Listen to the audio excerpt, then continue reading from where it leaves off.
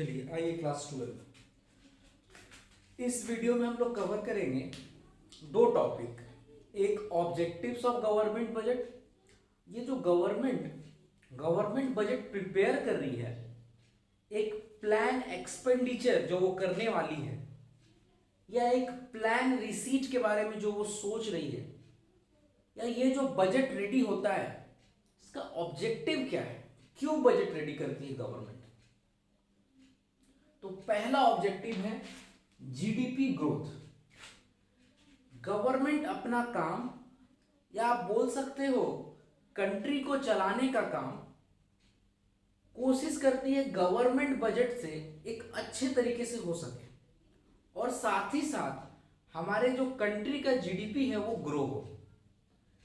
तो government budget जो prepare होता है उसमें दो बातें ध्यान रखती है गवर्नमेंट। उसमें वो बताती है कि वो क्या क्या पब्लिक इन्वेस्टमेंट करने वाली है, वो क्या क्या पब्लिक इन्वेस्टमेंट करने वाली है। रोड बनेगा, ब्रिज बनेगा, है ना, क्या उसके तरफ से क्या सेटअप होगा आने वाले वक्त में, वो बताती है। नया ट्रेन आएगा, तो ये हो गया गवर्नमेंट एक्सपेंडिचर बोल सकते हो या फिर पब्लिक इन्वेस्टमेंट बोल सकते हो। ये सब क्यों गवर्नमेंट बजट में क्यों लिखी है कि हम ये करेंगे, गवर्नमेंट ये करेगी। उसका मोटो एक ही है, जीडीपी ग्रोथ। अगर गवर्नमेंट ब्रिज बना रही है, अगर गवर्नमेंट रोड बना रही है, बात को समझिए, अगर एक नया रेलवे भी आ रहा है, बुलेट ट्रेन भी आ रहा है, तो अल्टीमेट बहुत लोगों को फायदा है। आप एक सोच लो ना कि एक ब्रिज बना रही है, पब्लिक इन्वेस्टमेंट है, एक ब्रिज बना रही है गवर्नमेंट, तो किसको किसको फायदा हुआ। वो सीमेंट वाले को फायदा हुआ, जो रॉड सेल कर रहा उसको फायदा हुआ, उसको मिला ना, उसको वो सेल करेगा कमाएगा। लेबर को काम मिला, जॉब मिला बहुत से लोगों को, है ना। इंजीनियर अपना काम कर रहा। तो इन्वेस्टमेंट कोई भी करे, चाहे वो पब्लिक करे चाहे वो प्राइवेट करे, अपॉर्चुनिटीज सबके लिए होता है। सीमेंट वाला अपना सीमेंट सेल कर सकता है, रॉड वाला अपना रॉड सेल कर सकता है, इंजीनियर अपना काम कर रहे हैं, वेजेस पे लेबरर्स काम कर रहे हैं, तो सबको एक जॉब अपॉर्चुनिटी मिला। तो ग्रो इसी तरह होता है जीडीपी। तो ध्यान रखती है कि पब्लिक इन्वेस्टमेंट वो क्या क्या करेगी, बजट में बताती है। साथ ही साथ वो जो बजट बनाई है गवर्नमेंट, कोशिश क्या करती है कि प्राइवेट हम लोग को वो इंड्यूस कर सके, मोटिवेट कर सके कि हम लोग भी इन्वेस्टमेंट करें, नया नया वेंचर डालें। नया नया वेंचर डाले मतलब, नया नया वेंचर कहने का मतलब है उनका कि वो या तो हमसे टैक्स कम लेगी। हम लोग को कैसे वो मोटिवेट कर सकती है गवर्नमेंट, या तो हम लोग से टैक्स कम लेगी तो हम लोग के पास इनफ पैसा बचेगा, तो हम लोग इजीली इन्वेस्टमेंट कर सकते हैं, या दूसरे तरीके से या हम लोग को सब्सिडी ज्यादा देगी। तो गवर्नमेंट अपना फिस्कल टूल यूज करती है, विच इज टैक्स पॉलिसी, ताकि प्राइवेट को वो इंड्यूस कर सके कि वो लोग भी इन्वेस्टमेंट करें। क्योंकि गवर्नमेंट वेरी वेल नोज कि अगर इन्वेस्टमेंट होगा तो बहुत लोगों के लिए अपॉर्चुनिटीज होगा और हमारे कंट्री का जीडीपी क्या होगा, ग्रो होगा। तो बजट में ये ध्यान रखा जाता है, गवर्नमेंट बजट में पूरा मोटिव होता है जीडीपी ग्रोथ का, और वहां बताती भी है कि वो क्या पब्लिक इन्वेस्टमेंट करेगी और किस तरीके से प्राइवेट वालों को भी मोटिवेट किया जाएगा टू डू न्यू वेंचर्स। पहला ऑब्जेक्टिव। दूसरा ऑब्जेक्टिव क्या है, एलोकेशन ऑफ रिसोर्सेस। देखिए इकोनॉमिक्स में ही बात है एलोकेशन ऑफ रिसोर्सेस। गवर्नमेंट को ये पता है कि रिसोर्सेस हमारे पास हमेशा लिमिटेड होते हैं, लेकिन जो वांट्स हैं लोगों के अनलिमिटेड है। तो गवर्नमेंट अपने बजट में ये भी प्रिपेयर्ड रहती है कि जो भी रिसोर्सेस को वो यूज करेगी वो बैलेंस तरीके से करेगी। आप ही सोचो ना, एल्कोहल प्रोड्यूसर, एल्कोहल बिकता है ना जी, सिगरेट बिकता है ना जी, गवर्नमेंट तो इजाजत दी है, सब बेच ही रहे हैं। गवर्नमेंट क्या करती है, उनसे हाई टैक्स लेती है, क्लियर। तो टैक्स वसूली हो जाता है उन लोगों से। वो देखिए गवर्नमेंट अपने तरफ से उनको रोकने के लिए हाई टैक्स इंपोज की है, गवर्नमेंट अपने तरफ से उनको रोकने के लिए हाई टैक्स इंपोज की है, तो वहां से गवर्नमेंट को हेवी प्रॉफिट हो रहा। वही साथ साथ वो जो प्रॉफिट गवर्नमेंट गेन की, उसी से वो छोटे वेंचर स्मॉल स्केल इंडस्ट्रीज को सब्सिडी वगैरह जो होता है ना, गवर्नमेंट जो हेल्प करती है वो सब कर देती है। तो गवर्नमेंट रिसोर्सेज का जो एलोकेशन है उस पर भी ध्यान रखती है अपने गवर्नमेंट बजट में, कि हमको ऐसे वेंचर्स जो थोड़ा सा रेस्ट्रिक्टेड हैं लेकिन वहां से तो प्रॉफिट आता है, तो उनसे प्रॉफिट तो वसूलना ही पड़ेगा। कैसे वसूल सकते हैं? हाई टैक्स में, एल्कोहल पे हाई टैक्स लगा दो, सिगरेट्स पे हाई टैक्स लगा दो, वहां से गवर्नमेंट को हेवी फायदा, मतलब ज्यादा फायदा होगा। अब जो उनको फायदा हुआ उसमें से वो थोड़ा थोड़ा हेल्प करेंगे किसको? स्मॉल स्केल इंडस्ट्रीज को। तो गवर्नमेंट का कोशिश रहता है एलोकेशन ऑफ रिसोर्सेज पे, balanced profit and social welfare. Government profit भी करना चाहती है और सोशल वेलफेयर भी करना चाहती है, इसीलिए हाई टैक्स लेती है उन सिगरेट सेलर्स और अल्कोहल वालों से, और सोशल वेलफेयर के तौर पे बीपीएल को बहुत सारा फायदा देती है, स्मॉल स्केल इंडस्ट्रीज को सब्सिडीज देती है ना, tax free export duty free कर देती है। तो ये सब बेनिफिट्स छोटे उद्योगपति को दे देती है। तो एक हाथ से लेती है रिचर पीपल से, और जो मिडिल क्लास हैं बिजनेसमैन उनको फायदा, या फिर जो स्मॉल हैं उनको थोड़ा सा सब्सिडी के रूप में फायदा दे देती है। तो ऑब्जेक्टिव्स में गवर्नमेंट बजट के एलोकेशन ऑफ रिसोर्सेज भी आता है। गवर्नमेंट ये भी ध्यान रखती है कि किस तरीके से अलॉटमेंट किया जाए रिसोर्सेज का। Third point, provision for public good. Public goods मतलब गवर्नमेंट की बात हो रही है, जैसे लॉ एंड ऑर्डर मेंटेन करना एक बहुत बड़ा ये है। इवन सिटीज हो, स्टेट हो, पूरे कंट्री का लॉ एंड ऑर्डर ओके रहना चाहिए। लॉ एंड ऑर्डर ओके रहना चाहिए मतलब अब हमारे कुछ लॉज हैं, उसका इम्प्लीमेंटेशन हो रहा है कि नहीं, उस पर कुछ खर्च होता है ना। या पेट्रोलिंग वाला पेट्रोलिंग कर रहा है तो पेट्रोल का खर्च इजी, आप थोड़ा थोड़ा जो आपके सामने दिख रहा है आप उसी को सोचो ना। तो कुछ ऐसे भी हैं सरकारी खर्चे जो उनको बेयर करनी है, तो उसके लिए वो लोग क्या करते हैं? प्रोविजन बनाते हैं। जैसे डिफेंस है, आर्मी है तो एम्युनिशन चाहिए, है ना, नेवी है तो उनके अलग है। तो जितने भी डिफेंस हो गए, या फिर जो सिटीज के जो लॉ एंड ऑर्डर होते हैं, इन सबको मेंटेन करने के लिए कुछ खर्च तो लगता ही गवर्नमेंट का। तो गवर्नमेंट पहले ही उसका जुगाड़ करती है कि आने वाले वक्त में ये सब खर्च वो कैसे अटेंड करेगी, और अपने बजट में बताती भी है, क्योंकि गवर्नमेंट वेरी वेल नोस कि लॉ एंड ऑर्डर सही रहेगा तभी सारे लोग अच्छे से रहेंगे। इसलिए लॉ एंड ऑर्डर सही रखने को, अपने डिफेंस को मजबूत रखने को जो भी खर्च होगा उसका पहले ही गवर्नमेंट बजट में वो प्रिपेयर्ड बता देती है कि ये चीजें हम प्रोविजन लेकर चल रहे हैं फॉर पब्लिक गुड्स। मैंने इसको छोटा छोटा पॉइंट में हाईलाइट भी किया है। Defence, law and order, demand and supply situation जो है पब्लिक गुड्स का बना रहे, जितना रिक्वायर्ड है उतना फुलफिल हो सके, तो ये सब प्रोविजन मेंटेन रहे, ये सब आ जाता है ऑब्जेक्टिव कहाँ पर? प्रोविजन फॉर पब्लिक गुड्स में। ठीक है, और गवर्नमेंट बजट बनाने के पीछे क्या ऑब्जेक्टिव हो सकता है?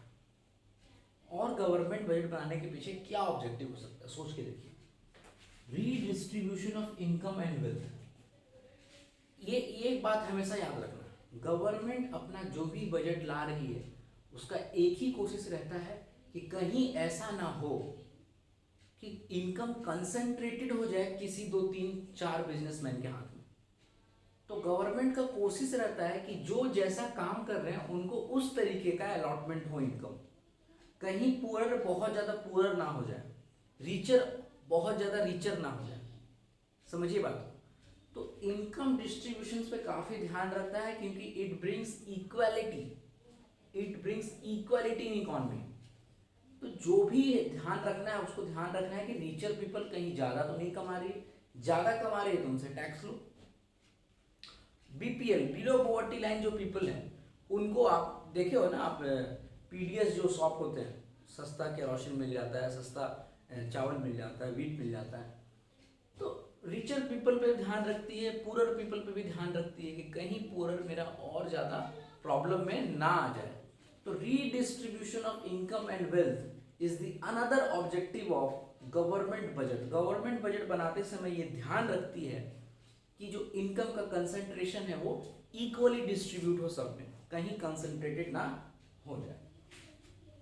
मैंने इसको लिख दिया है, मोर टैक्स रिचर पर्सन से ज्यादा टैक्स खींचती है, और पुअरर पर्सन को subsidy, BPL below poverty line को सब्सिडी वगैरह देती है, फ्री में राइस दे देती है, बहुत सारी चीजें हैं।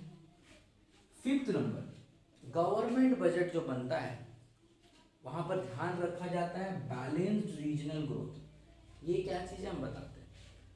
गवर्नमेंट बजट जो बनाई गई है उसमें गवर्नमेंट ने, फाइनेंस मिनिस्टर ने बहुत अच्छे से ध्यान रखा है कि कहीं ऐसा ना हो जाए कि अर्बन सेक्टर ही सिर्फ ग्रो कर रहा है और रूरल सेक्टर इग्नोर हो जाए।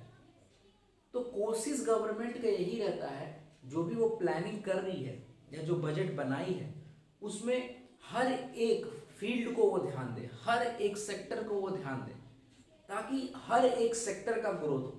सिर्फ अर्बन सेक्टर ही ना ग्रो करे, रूरल सेक्टर कहीं पीछे ना छूट जाए। तो गवर्नमेंट बजट में ये ध्यान रखा जाता है कि बैलेंस्ड रीजनल ग्रोथ हो।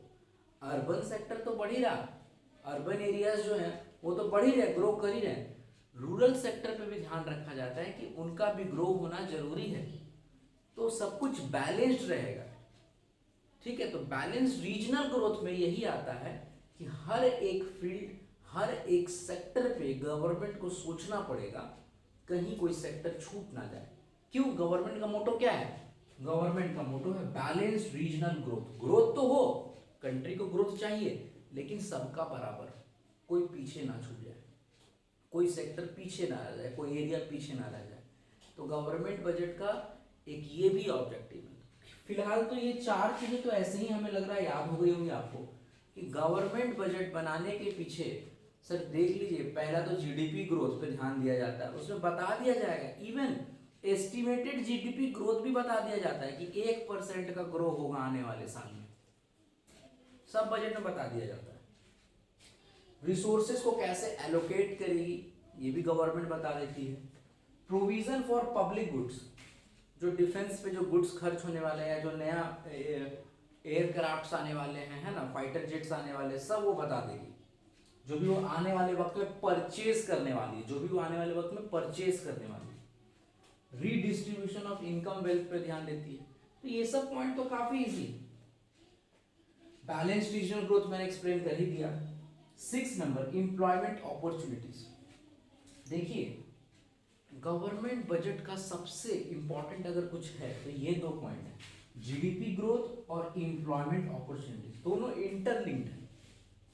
अगर इन्वेस्टमेंट होगा तो लोगों को अपॉर्चुनिटीज मिलेगा ही।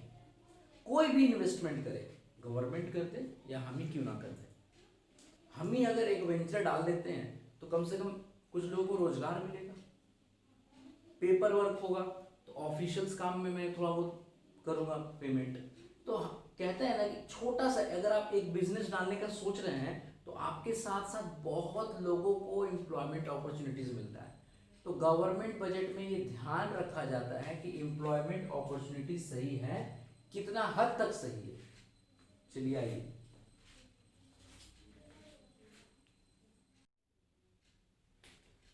Last point, economic stability. देखिए, एम्प्लॉयमेंट अपॉर्चुनिटीज आपको बहुत क्लियर है। कोई भी इन्वेस्टमेंट होगा, आप एक बार सोच के देखो ना, कोई भी इन्वेस्टमेंट, ठीक है, कोई भी इन्वेस्टमेंट अगर होगा, आउटपुट होगा, है ना। इन्वेस्टमेंट हुआ, अपॉर्चुनिटीज मिला, कंट्री का आउटपुट बढ़ा, तो बहुत ही वाइटल रोल प्ले करता है इन्वेस्टमेंट। इसके बारे में हम लोग एक और चैप्टर में बहुत अच्छे से डिटेल करेंगे, इसलिए अभी यहाँ पे थोड़ा कम भी बोलकर निकल जा रहे हैं। इकोनॉमिक स्टेबिलिटी, इन्फ्लेशन और डिफ्लेशन, ये 2 सिचुएशंस हैं।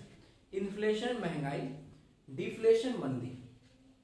देखिए, एक बिजनेस साइकिल होता है, 2 चीजें और आती है, उसको मैं, आप रीड करोगे चैप्टर, कुछ तो मैं छोड़ूंगा ना ताकि आप कंटेंट को रीड करो। देखिए, इकोनॉमी को बहुत बढ़िया से पता है कि देयर आर सम सिचुएशन जो अनफेवरेबल होते हैं, कभी भी आ सकते हैं। तो फाइनेंस मिनिस्टर जो है गवर्नमेंट बजट में इन सब चीजों को टैकल करने के लिए, अगर बहुत ज्यादा महंगाई हो गया, बहुत ज्यादा मंदी का दौर आ गया, तो गवर्नमेंट बजट में उसको अटेन करने के लिए क्या स्ट्रेटेजीज लेगी गवर्नमेंट, सब मेंशन होता है। क्योंकि गवर्नमेंट को क्या चाहिए, इकोनॉमिक स्टेबिलिटी। बहुत ज्यादा महंगाई भी नहीं चाहिए, बहुत ज्यादा मंदी का दौर भी नहीं चाहिए। तो गवर्नमेंट इन सब चीजों को टैकल कैसे करेगी, एक प्री डिटरमाइंड प्लान करके वो लोग, एक प्री प्लानिंग कैसे होता है, कुछ फोरकास्ट होता है, कुछ वैसा सोचती है कि नहीं अगर ऐसा होगा तो फोरकास्टिंग के अकॉर्डिंग अपना प्लान करती है। और स्ट्रेटेजीज जो होता है गवर्नमेंट बजट में पूरा मेंशन होता है कि अगर ये सिचुएशन होगा तो इसको इस तरीके से हम लोग टैकल करेंगे।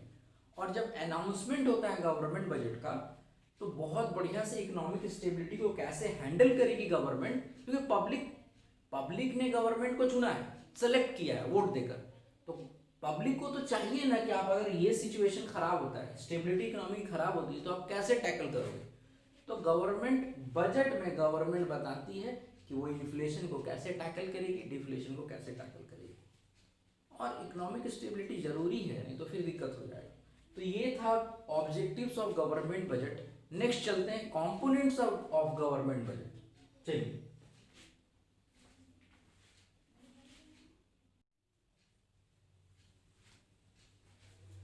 चलिए आइए अभी हम लोग कवर करेंगे कंपोनेंट्स ऑफ गवर्नमेंट बजट। जो गवर्नमेंट बजट होता है उसका स्ट्रक्चर कैसा है, क्या क्या चीजें उसमें रहती हैं। तो सर दो चीजें रहती हैं, दो मेन हेडिंग है। जो गवर्नमेंट बजट दिखता है उसका दो मेन हेडिंग है। सर गवर्नमेंट बताती है बजट रिसीट्स। बजट वर्ड पहले लगने का मतलब रियल नहीं है, प्लान हो रहा ना, इसीलिए आने वाले फिस्कल ईयर में क्या गवर्नमेंट के पास पैसा आएगा। तो बजट रिसीट्स बोल सकते हैं all those monetary receipts from different sectors to the government. जो भी गवर्नमेंट को पैसा मिलता है डिफरेंट सेक्टर से, वही है बजट रिसीट। और ये एक्सपेक्टेड रहता है कि इतना पैसा मिलेगा गवर्नमेंट को। रिसीट तो समझ में आ गया, गवर्नमेंट को मिलने वाला पैसा। बजट एक्सपेंडिचर, गवर्नमेंट बजट में गवर्नमेंट बताती है कि अपने वो आने वाले फिस्कल ईयर में कितना खर्च करेगी, तो ये दो मेन हेडिंग होते हैं, budget receipts and budget expenditure. अभी देखो गवर्नमेंट को इनकम कहां से होता है, पैसा कहां से आता है, रिसीट, गवर्नमेंट के पास पैसा कहां से आता है। दो जगह से पैसा आता है, रेवेन्यू रिसीट, कैपिटल रिसीट।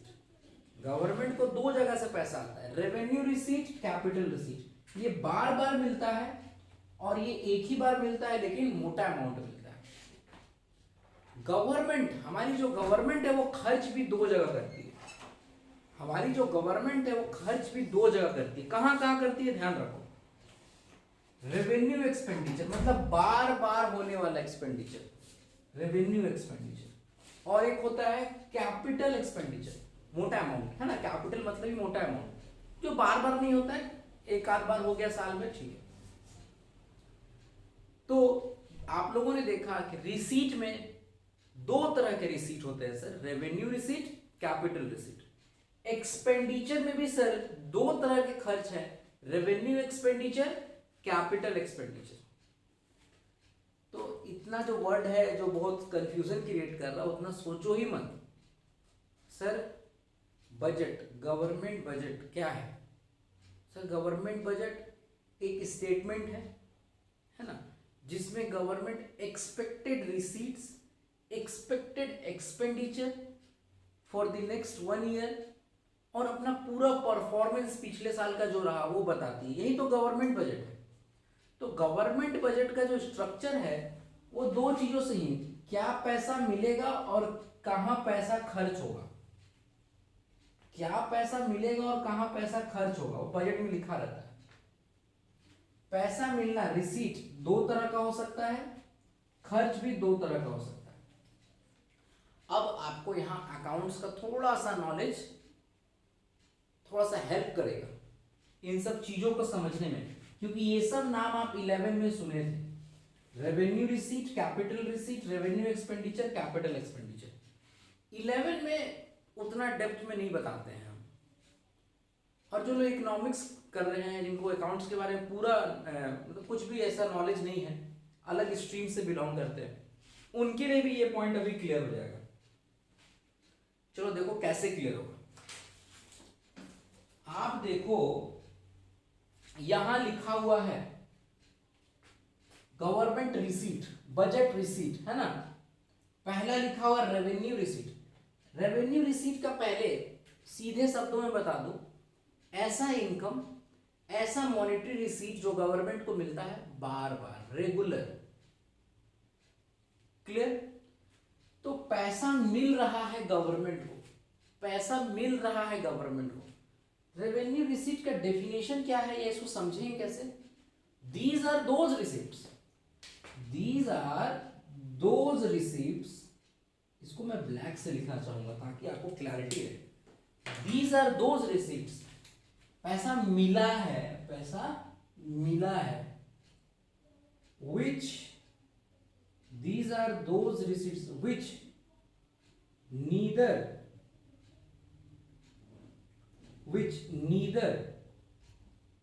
याद आया होगा किसी किसी को, which neither increases the liability। Liability मतलब होता है बिजनेस का कर्ज। जैसे लोन लेते हैं तो पैसा आता है ना। Which neither increases the liability nor reduces the asset of government। ये एक ऐसा पैसा है, ध्यान से समझना, जो लोग कॉमर्स के स्टूडेंट नहीं है, मतलब उनका अलग स्ट्रीम है, वो लोग जल्दी पकड़ेंगे इसको। गवर्नमेंट का ऐसा पैसा जो गवर्नमेंट का जो कर्ज है ना उस पे असर कर रहा है, ना ही गवर्नमेंट का एसेट जो है रिड्यूस कर रहा है। एसेट बेच मतलब आप बोल सकते हो कि गवर्नमेंट का जो कर्जा है, सीधे समझो, गवर्नमेंट का जो कर्ज है ना उस पे कुछ असर पड़ रहा, ना गवर्नमेंट के एसेट पे असर पड़ रहा। पैसा लेकिन आ रहा है जरूर, पैसा लेकिन आ रहा है जरूर, लेकिन इससे गवर्नमेंट का ना एसेट पे असर पड़ रहा, ना लाइबिलिटी पे असर पड़ रहा। ये इंक्रीज और यहाँ रिड्यूस क्यों लिखे हैं वो बता देते हैं एक बार। पैसा आना, लोन ले सकता था गवर्नमेंट अलग कंट्री से, तो जैसे लोन लेता अलग कंट्री से तो वो रेवेन्यू रिसीट नहीं होता। बोलो क्यों? क्योंकि वो तो मेरा कर्ज बढ़ा देता ना। बात को समझो। या कोई भी अपना एसेट बेच दिया गवर्नमेंट तो पैसा आ गया, रेवेन्यू रिसीट। कोई भी एसेट बेच दिया तो पैसा आ गया, तो रिड्यूसेस द एसेट। ऐसा एसेट बार बार नहीं बेचती है गवर्नमेंट। ठीक, इस पे चलते हैं। Capital receipt. कैपिटल रिसीट है जो लाइबिलिटी को बढ़ा देता है और एसेट को घटा देता है। सीधी सी बात, ऐसा पैसा जो गवर्नमेंट को मिला हो, जो गवर्नमेंट के कर्ज को बढ़ा दे और एसेट को घटा दे, मतलब ये असर करता है दोनों पे, लेकिन ये थोड़ा भी असर नहीं करता। इसके अंदर दो चीजें आती हैं,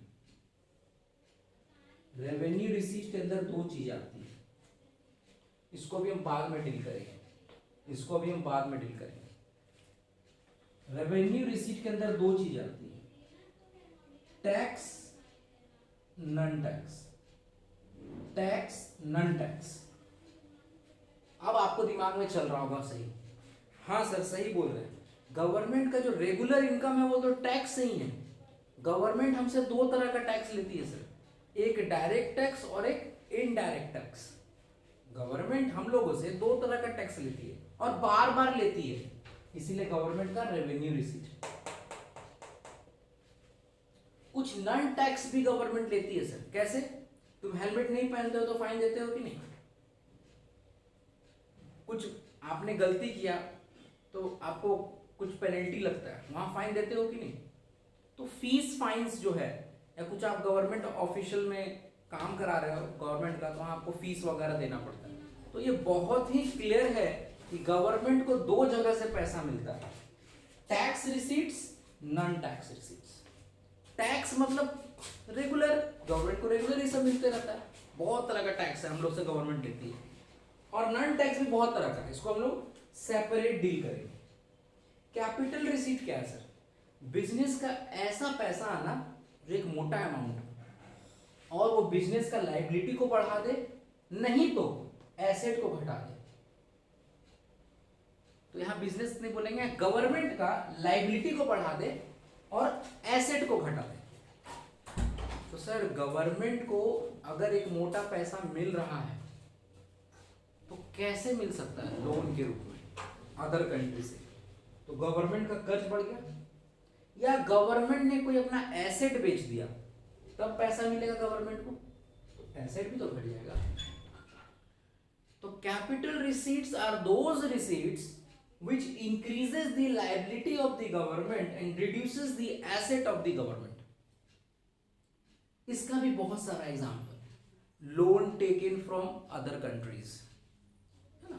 तो ये जो इसके जो कंपोनेंट्स है ना वो हम अच्छे से डिटेल में बात करेंगे। फिलहाल अभी हमको ये और ये समझाना था। एक्सपेंडिचर की तरफ चलते हैं। चलिए, तो ये दो पार्ट को हम लोग समझ गए, ये दो पार्ट को समझ गए। देखिए सेपरेटली भी हम ये दोनों टॉपिक सिखाएंगे, सेपरेटली भी हम ये दोनों टॉपिक सिखाएंगे, और इसके अंदर बहुत सारा कंटेंट है, इसके भी अंदर बहुत सारा कंटेंट है, इसके भी अंदर बहुत सारा कंटेंट है आपके बुक्स में। लेकिन फिलहाल डेफिनेशन समझना जरूरी है, इसका एसेंस समझना जरूरी है, इसका कैरेक्टरिस्टिक्स समझना जरूरी है। खैर अभी इसको इधर रखते हैं। इधर आ जाइए। गवर्नमेंट के दो एक्सपेंडिचर होते हैं, एक रेवेन्यू एक्सपेंडिचर और एक कैपिटल एक्सपेंडिचर। नाम से ही समझ में आ रहा है, रेवेन्यू एक्सपेंडिचर सर ऐसा खर्च जो बार बार गवर्नमेंट करती है, ऐसा खर्च जो गवर्नमेंट बार बार करती है उसको रेवेन्यू एक्सपेंडिचर बोलते हैं। और गवर्नमेंट का ऐसा खर्च जो एक ह्यूज अमाउंट होता है लेकिन बार बार नहीं होता है, कैपिटल एक्सपेंडिचर। तो दो तरह के सर गवर्नमेंट एक्सपेंडिचर्स होते हैं। इसका कैरेक्टरिस्टिक्स देखिए, रेवेन्यू एक्सपेंडिचर मतलब गवर्नमेंट का किया गया ऐसा खर्च which neither खर्च है ना, which neither increases the asset nor reduces, खर्च मतलब उस लेंस से हम बता रहे हैं, nor reduces the liability। ये आप लोग को याद नहीं करना पड़ेगा, थोड़ा दिमाग लगाओगे तो ये इंक्रीज डिक्रीज हम कैसे लिख रहे हैं आपको समझ में आ जाएगा। खैर वो सब बात बाद में, इसकी 11 का चीज है। सर गवर्नमेंट का ऐसा खर्च जो बार बार होता हो और जो ना मतलब कोई भी तरह का इफेक्ट नहीं करता है गवर्नमेंट के एसेट पे, गवर्नमेंट के लायबिलिटी पे, कोई भी तरह का, विच नीदर नॉर, ना ही एसेट पे असर कर रहा है ना ही लायबिलिटी पे असर कर रहा है गवर्नमेंट का, इस तरह का खर्च को बोलते हैं रेवेन्यू एक्सपेंडिचर। कैपिटल एक्सपेंडिचर क्या होता है सर? कैपिटल एक्सपेंडिचर गवर्नमेंट का ऐसा एक्सपेंडिचर, गवर्नमेंट का ऐसा खर्च जो गवर्नमेंट के एसेट को घटा देता है, गवर्नमेंट के एसेट को घटा देता है और गवर्नमेंट के लायबिलिटी को बढ़ा देता है। गवर्नमेंट के एसेट को घटा देता है, आई थिंक मैंने उल्टा लिख दिया क्या? हाँ यस उल्टा लिख दिया, खर्च है ना, मैंने वो रिसीट वाला फॉर्मेट लिख दिया।